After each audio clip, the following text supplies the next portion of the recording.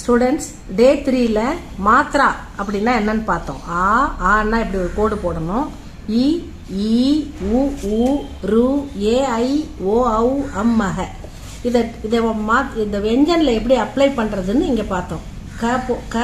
கா போட்டு ஒரு கோடு போட்டால் கா கி கி கு கு குரு கே கை கோ கௌ கம் கஹ.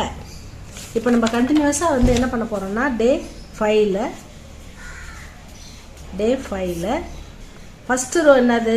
க க க க ஞ. இப்போ இந்த ஞ ரொம்ப இம்பார்ட்டன்ட் இல்லை, ரேர் தான் அது. அதனால் இந்த 4 எழுத்துக்கு மட்டும் மாத்திரா எப்படி அப்ளை பண்ணுறதுன்னு பார்ப்போம். மாத்திரான்றது என்னது? ஆ இ ஈ உ ஊ ரு ஏ ஐ ஓ ஔ அம் மக. காவுக்கு எழுதிட்டோம். செகண்ட் காவுக்கு க போடணும். அடுத்தது கா கி கி கு கு கிரு கே கை கோ கௌ கம் கஹ. க க இதெல்லாம் க அப்படின்ற சவுண்டு. அடுத்தது க.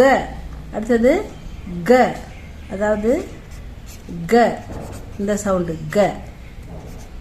க கா கி கி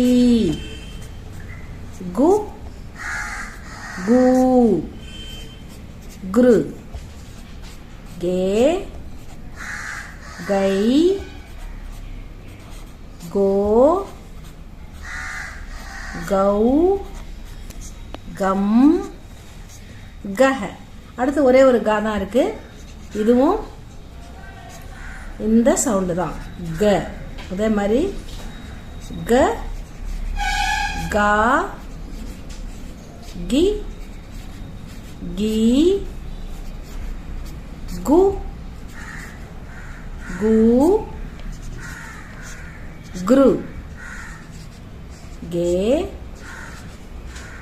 கை கோ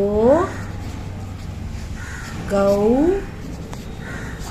கம் கஹ. நெக்ஸ்ட் நாளைக்கு அடுத்த வீடியோவில் பார்க்கலாம் ஸ்டூடெண்ட்.